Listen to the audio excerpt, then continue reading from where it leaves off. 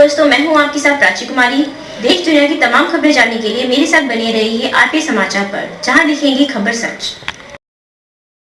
नमस्कार, आप देख रहे हैं आरपीएस समाचार। मैं हूं आपके साथ रघुनाथ प्रसाद शास्त्री।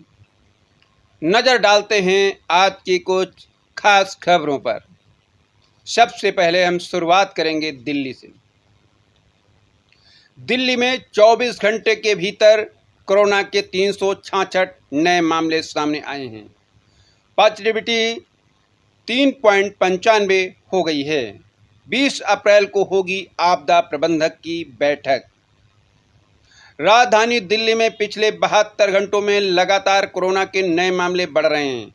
ऐसे में कोविड संक्रमण इस हफ्ते के मात्र 2 दिन बुधवार और गुरुवार को दिल्ली में कोरोना के कुल 624 मामले सामने आए हैं। वहीं पिछले 24 घंटों में 366 मामलों के सामने आने के साथ लगातार कोविड पॉजिटिविटी दर बढ़ती जा रही है।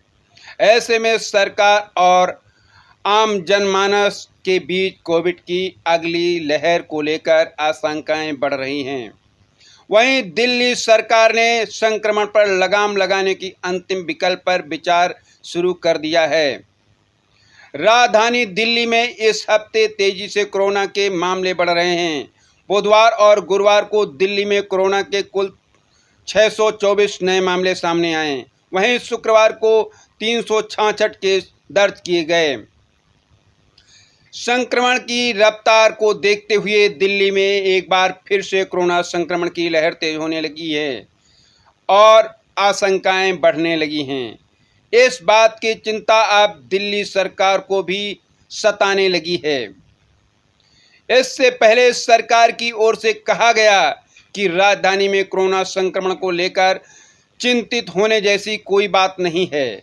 सरकार की ओर से एडवाइजरी जारी होने के बाद अब दिल्ली डिप्टी सीएम मनीष सिसोदिया ने संक्रमण की रफ्तार से निपटने के अंतिम विकल्प सरकार ने बताया है। अंतिम विकल्प हालांकि दिल्ली के डिप्टी सीएम मनीष सिसोदिया की ओर से कहा गया है कि सरकार पढ़ाई में और व्यवधान पक्ष में नहीं है।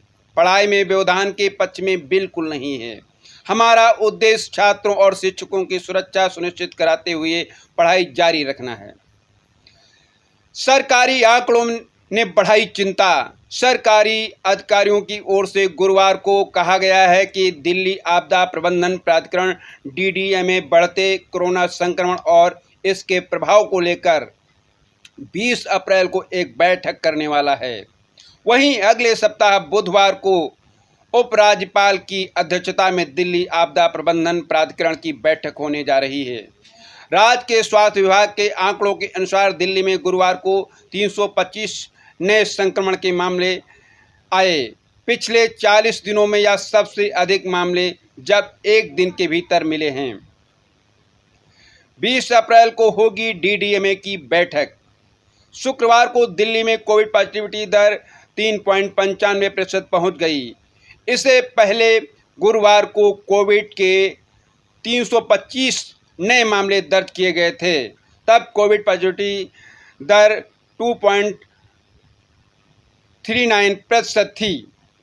पिछले 24 घंटों में 366 कोविड के नए मामले दर्ज किए गए हैं। आंकड़े पिछले 2 महीनों के भीतर सबसे अधिक हैं, जो एक दिन में सबसे ज़्यादा सामने आए हैं। वहीं दिल्ली का कोविड टैली बढ़कर 18,67,572 हो गया है। यहाँ कोरोना से मरने वालों की संख्या 26,158 है। हालांकि गनीमत यह रही कि पिछले 24 घंटों में कोरोना से कोई मौत का मामला सामने नहीं आया। राजधानी में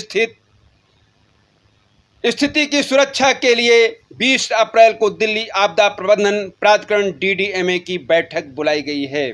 ब्यूरो रिपोर्ट, नई दिल्ली। एक बड़ी खबर आ रही है मुंबई से। 11 स्थलों पर आयोजित होगी पुलिस की संडे स्ट्रीट पहल।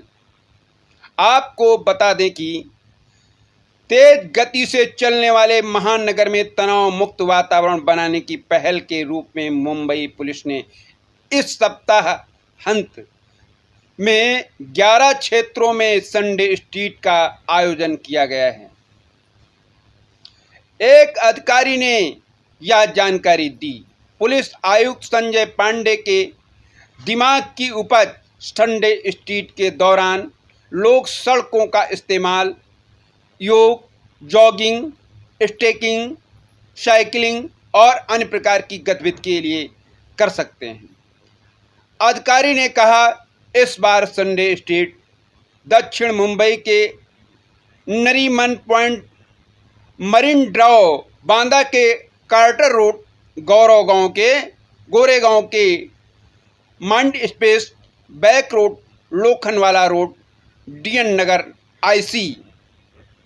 एक अधिकारी ने यह जानकारी दी। पुलिस आयुक्त संजय पांडे के दिमाग की उपज संडे स्ट्रीट के दौरान लोग सड़कों का इस्तेमाल योग, जॉगिंग, स्टेकिंग, साइकिलिंग और अन्य प्रकार की गतिविधियों के लिए कर सकते हैं। अधिकारी ने कहा, इस बार संडे स्ट्रीट दक्षिण मुंबई के Nariman point, marine drive, Bandra के कार्टर रोड, गोरेगांव के mind space, back road, Lokhandwala road, DN Nagar, IC colony, Dahisar, MHB colony, Thakur village, EMP circle, Samata Nagar, Charkop, police थाना सर, टर्जन पॉइंट, कदवली में आयोजित किया जाएगा। यह भी स्थल पश्चिमी उपनगर में है। उन्होंने कहा, पूर्वी उपनगर में यह कार्यक्रम Tansa, pipeline road, Mulund, eastern express highway, Vikhroli, chimney garden road, Bombay में आयोजित होगा। संडे स्ट्रीट सुबह 6 बजे से 10 बजे तक आयोजित किया जाएगा। हम लोगों से आग्रह करते हैं कि वे सार्वजनिक परिवहन से यहाँ पहुँचें। Bureau report, Mumbai. एक बड़ी खबर आ रही है उत्तर प्रदेश की राजधानी लखनऊ से। सीएम योगी ने मंत्रियों के कामकाज की तय की नई व्यवस्था। 4 दिन लखनऊ व 3 दिन जिलों में होगा रहना। सीएम योगी आदित्यनाथ ने मंत्रियों के लिए नई व्यवस्था भी तय कर दी है। इसके तहत प्रत्येक मंत्री को सोमवार, मंगलवार, बुधवार और गुरुवार को राजधानी में रहना होगा। इसके बाद शुक्रवार को मंत्रियों को उस जिले में रहना होगा जहां का उन्हें प्रभारी बनाया जाएगा। शपथ ग्रहण करते ही योगी सरकार 2.0 ने लोक कल्याण संकल्प पत्र के लक्ष्य पूरे करने के लिए गति पकड़ ली है। 100 दिन, 6 माह और वर्ष भर लक्ष्य तय कर काम करने का फार्मूला पहले ही मंत्रियों को सुझा चुके मुख्यमंत्री योगी आदित्यनाथ ने अब मंत्रियों ने कामकाज की भी व्यवस्था तय कर दी। मंत्रियों के कामकाज की व्यवस्था भी तय कर दी है। उन्होंने निर्देश दिया है कि विशेष परिस्थितियों को छोड़कर सामान्यतः सभी मंत्री सप्ताह में 4 दिन लखनऊ में रहकर विभागीय कामकाज देखेंगे, जबकि 3 दिन उन्हें जिलों में रहना होगा। 5 वर्ष के संकल्प 2 वर्ष में ही पूरे करेगी यूपी सरकार। सीएम योगी ने मंत्रियों को समझाई मिशन 2024 की रणनीति। आपको बता दें, अपने दूसरे कार्यकाल में सीएम योगी आदित्यनाथ सरकार के कामकाज को लेकर शुरू से ही काफ़ी सक्रिय नजर आ रहे हैं। शपथ ग्रहण वाले दिन ही सीएम योगी आदित्यनाथ ने मंत्रियों की पाठशाला लगाकर समझा दिया था कि 100 दिन, 6 माह और प्रतिवर्ष के लक्ष्य तय कर 5 वर्ष का काम करना है। सीएम योगी आदित्यनाथ ने कोई पत्रावली ना बेवजह लंबित न रखने के निर्देश के साथ ही हिदायत भी दी थी कि मंत्रियों के कामकाज में परिवार का कतई दखल नहीं हो। मंत्री अपने निजी स्टाफ और अन्य अधीनस्थ पर नज़र रखें और योजनाओं की नियमित निगरानी भी करते रहें। सीएम योगी आदित्यनाथ ने देखा कृषि उत्पादन सेक्टर के 7 विभागों का 100 दिन का प्लान, दिए ये जरूरी निर्देश। इसी के साथ अब सीएम योगी ने मंत्रियों के लिए नई व्यवस्था भी तय कर दी है। इसके तहत प्रत्येक मंत्री को सोमवार, मंगलवार, बुधवार और गुरुवार को राजधानी में रहना होगा। सोमवार को जनता से मिलकर फरियाद सुनेंगे। मंगलवार को अमूमन कैबिनेट बैठक होती है, उस दिन जनप्रतिनिधियों को मिलने का समय देंगे। बुधवार और गुरुवार को भी अपने कार्यालयों में बैठेंगे। कहा गया है कि कैंप कार्यालय सरकारी आवास की बजाय जनता प्रतिनिधि व पार्टी पदाधिकारियों से मंत्री अपने कार्यालय में ही मिलें। यहीं से विभागीय काम निपटाएं। जनता से मिलने के लिए उनके पास बनवाएं। इसके बाद शुक्रवार को मंत्रियों को उस जिले में रहना होगा जहां का उन्हें प्रभारी बनाया जाएगा। मुख्यमंत्री योगी आदित्यनाथ खुद करेंगे बुंदेलखंड में प्रवास, देखेंगे पेयजल परियोजनाओं का विकास। सीएम योगी ने स्पष्ट कहा कि जाकर एक बैठक या निरीक्षण कर न लौटें, उस जिले में रात प्रवास करें, जनता से मिलकर फीडबैक लें, जनप्रतिनिधियों और अफसरों के साथ बैठक करें, वहां चल रही केंद्र और प्रदेश सरकार की योजनाओं की समीक्षा करें। वहीं शनिवार और रविवार को मंत्री अपने अपने क्षेत्र में रहेंगे। हाँ, इस बीच कोई विभागीय पार्टी संबंधी या व्यक्तिगत कारण हो तो इसमें बदलाव भी किया जा सकेगा। अपने दूसरे कार्यकाल में सीएम योगी आदित्यनाथ सरकार के कामकाज को लेकर शुरू से ही काफी सक्रिय नजर आ रहे हैं। शपथ ग्रहण वाले दिन ही सीएम योगी आदित्यनाथ ने मंत्रियों की पाठशाला लगाकर समझा दिया था कि 100 दिन, 6 माह और प्रतिवर्ष के लक्ष्य तय कर 5 वर्ष का काम करना है।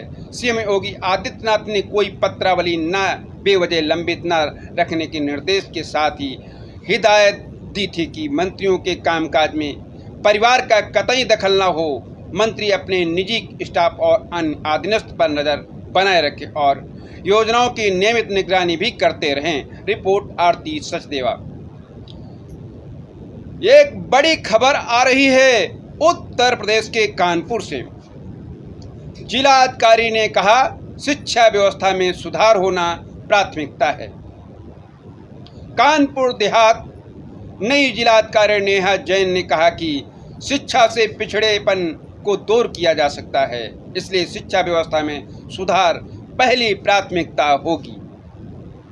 मूल रूप से कानपुर नगर निवासी व यहीं पर यूपी सीडा में अपर मुख्य कार्यपालक पद पर तैनात 2014 बैच की आईएएस नेहा जैन ने फोन पर बातचीत में बताया कि उनकी शिक्षा कानपुर में ही हुई है। पूर्व में ट्रेनिंग के दौरान वह आगरा में तैनात रही। इसके बाद उन्होंने लखनऊ में एसडीएम व फिरोजाबाद में मुख्य विकास अधिकारी के तौर पर जिम्मेदारी संभाली। उन्होंने बताया कि कानपुर देहात में छुट्टा गोवंशों की समस्या की जानकारी मिली है। इसकी रोकथाम के लिए विशेष प्रयास किए जाएंगे जिससे किसानों को परेशान न होना पड़े। जिले से होकर बहने वाली नदियों के पुनरुत्थान, राजस्व के मामलों का जल्द निस्तारण समेत जनता से जुड़े कार्यों का विशेष प्राथमिकता दी जाएगी। उन्होंने बताया कि वह शनिवार की सुबह कलेक्टर पहुंचकर कार्यभार संभालेंगी। Bureau report, Kanpur Dehat. एक बड़ी खबर आ रही उत्तर प्रदेश के जनपद उन्नाव से। बिजली के खंभे से टकराई बाइक, युवक की हुई मौत। उन्नाव के चकलवंशी में विपरीत दिशा से आ रहे ट्रक से बचने के प्रयास में बाइक सवार सड़क किनारे लगे बिजली के खंभे में टकरा गया। हादसे के वक्त हेलमेट न लगाए होने से सिर में भारी चोटें लगने से उसकी मौत हो गई। उसका 29 जनवरी को तिलक हुआ था और 8 जून को विवाह होना था। औरास थाना क्षेत्र के गांव परसहरा निवासी बराती लाल का बेटा जितेंद्र और बलराम 23 वर्षीय अपनी बुआ के घर कस्बा रसूलाबाद जा रहा था। शुक्रवार दोपहर करीब 2 बजे जैसे ही बाइक सवार उन्नाव संडीला मार्ग पर गांव जरुआ खेड़ा के पास पहुंची, तभी सामने से आ रहे ट्रक से बचने के प्रयास में जितेंद्र ने बाइक सड़क किनारे कच्ची पटरी पर उतार दी, जिससे बाइक पटरी पर लगे बिजली के खंभों से टकरा गई, बिजली के खंभे से टकरा गई। हेलमेट न लगाए होने पर सिर खंभे से टकरा गया और सिर में गंभीर चोटें आ गईं। राहगीरों की सूचना पर पहुंची पुलिस ने उसे गंभीर हालत में मियागंज सीएचसी पहुंचाया, जहां डॉक्टरों ने उसे मृत घोषित कर दिया। पुलिस ने परिजनों को सूचना देकर शव पोस्टमार्टम के लिए जिला चिकित्सालय भेज दिया है। परिजनों ने बताया कि जितिन 2 भाई व 3 बहनों में सबसे छोटा था। उसकी शादी थाना माखी क्षेत्र के गांव रावतपुर सरोहा निवासी राम स्वरूप की बेटी प्रीति से तय हुई थी। 29 जनवरी को तिलक हुआ था और 8 जून को विवाह होना था।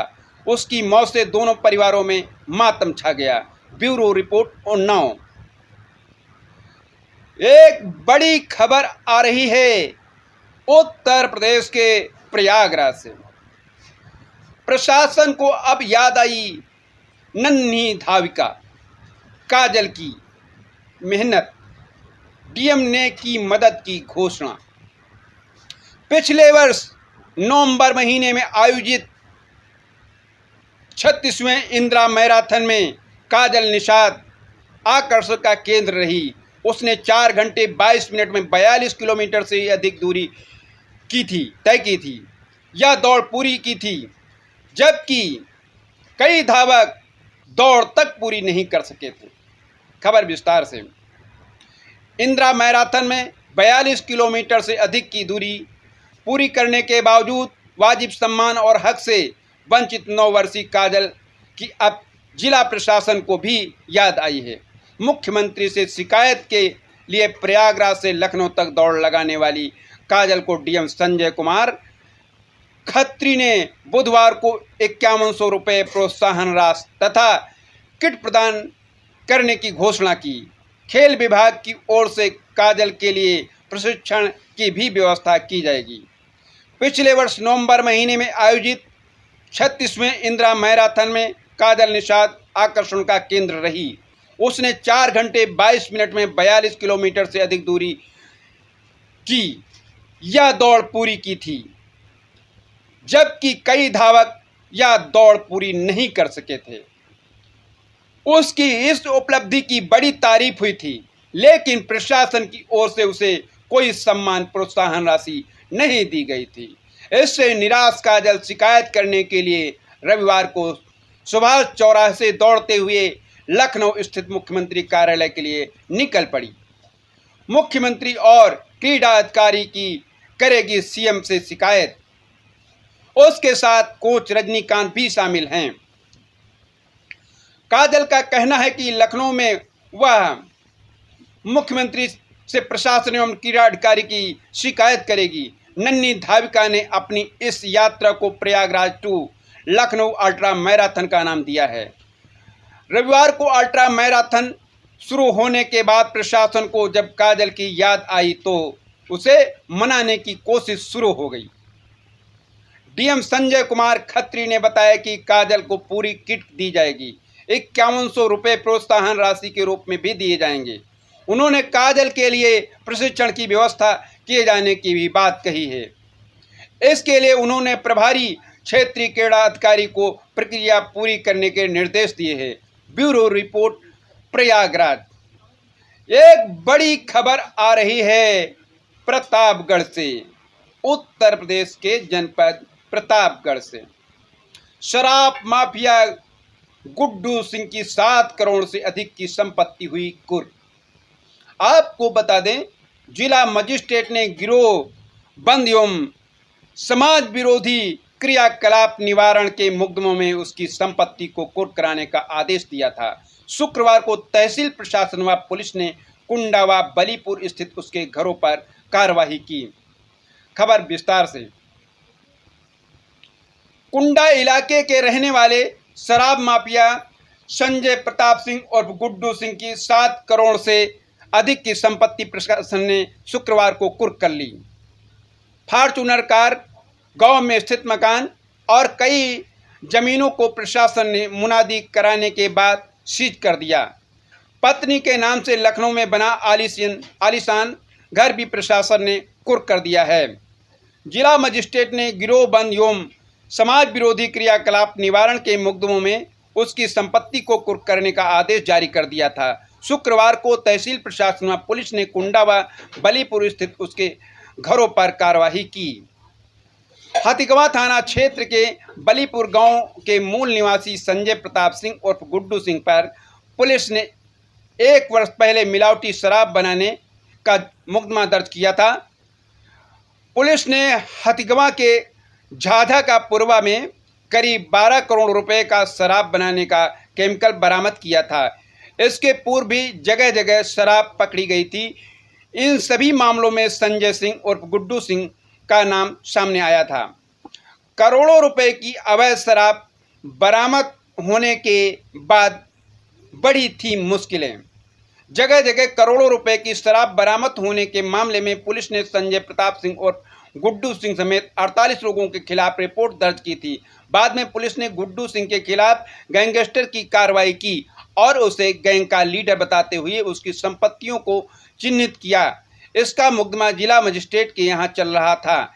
इस मुकदमे में जिला मजिस्ट्रेट ने 12 अप्रैल को उसकी चिन्हित संपत्तियों को कुर्क करने का आदेश जारी कर दिया था। मोहल्ले में कराई गई मुनादी।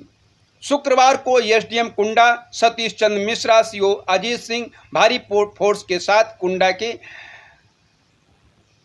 कबरियागंज स्थित गुड्डू सिंह के मकान पर पहुंचे। यहां मुनादी कराने के बाद घर में ताला लगा दिया। इसके बाद साथ ही बगल में ही मौजूद 3 अन्य खाली पड़े जमीनों के प्लाट पर भी बोर्ड लगा दिया गया। इसके साथ पुलिस प्रशासन की टीम हथिगवा थाना क्षेत्र के बलीपुर स्थित उसके गांव पहुंची। यहां भी माइक से मुनादी करते हुए उसका घर फॉर्च्यूनर गाड़ी कुर्क कर ली गई। कई जमीनों पर बोर्ड लगा दिया गया। उसके पिता सहित गांव के अन्य लोगों को इसकी जानकारी दी गई। Bureau report, Pratapgarh. आज के लिए बस इतना ही। आरपीएस समाचार पर लगातार मेरे साथ बने रहें। चैनल को लाइक और शेयर करना ना भूले, आइकन बेल दबाना बिल्कुल ना भूले, जिससे प्रत्येक जानकारी आपको सबसे पहले मिल सके, जैसे कि प्रत्येक दिन का राशिफल, प्रत्येक पर्व का आर्टिकल, नई और ताजी खबरें।